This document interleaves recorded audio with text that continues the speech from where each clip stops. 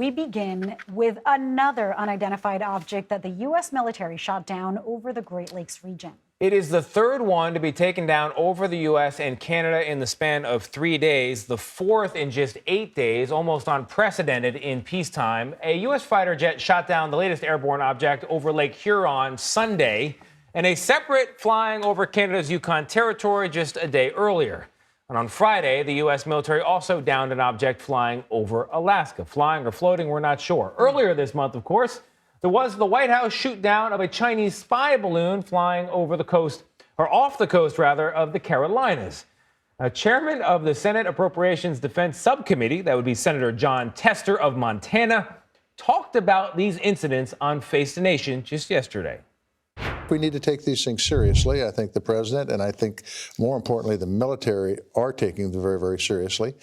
And to back that up, I think through the appropriations process and the Defense Committee, we're going to make sure that they're taking it seriously.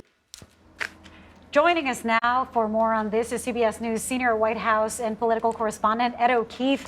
Ed, what is going on? Are we just tweaking our systems to find these things and they've been there all along? What do we know about these latest takedowns? Well, that's what we're hoping to learn more about as the day progresses, Lilia and Tony.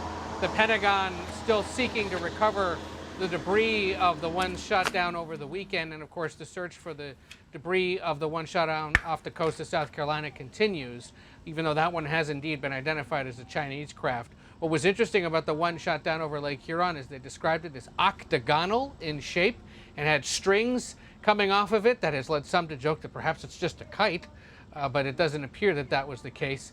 And yes, radar has been adjusted since the first incident with the Chinese spy balloon in such a way that they're now able to track for slower moving objects and some that are flying at a lower altitude or about the altitude of civilian aircraft. And that is what was the concern in the case of the ones over Alaska and Yukon, and then the one that went down over the Great Lakes, is that they were at that lower, about 40,000 foot level, which anyone who's been on a commercial aircraft knows you hit about 35,000 feet or so. That's where most commercial aircraft travels, and so the concern was it could potentially come into contact with one. Not much more coming from the White House other than the daily briefing where John Kirby, the national security spokesman, is expected to provide some more answers, hopefully, in the next hour. Ed, what I've learned so far from our David Martin is that there's apparently a lot of quote-unquote sky trash floating up there all the time, and we're now hyper-aware of every piece of it. So hopefully all this comes to nothing other than the Chinese spy balloon we do know about. But to come back to the question of what we know and when we'll know it, what is the timetable for recovery and any idea when we might know something, anything other than octagonal in shape? That's the tricky thing. In the case of the one shot down over Alaska on Friday, Pentagon crews were struggling to get to the site, again, on the northern reaches of the massive state of Alaska, because of bad weather and frozen conditions. But the hope is that it's there and can be easily retrieved and then analyzed. And then the case again of the one in China, the search had been suspended late last week because of weather. They're still on site and ready to dive for it and grab what they can. But unless or until more of that material comes out of the water or off the grounds, wherever they landed, it's going to be hard to know. And that's part of why answers are so hard to come by. Lawmakers will be pushing for them certainly this week in briefings. We as reporters will be pushing for them as well.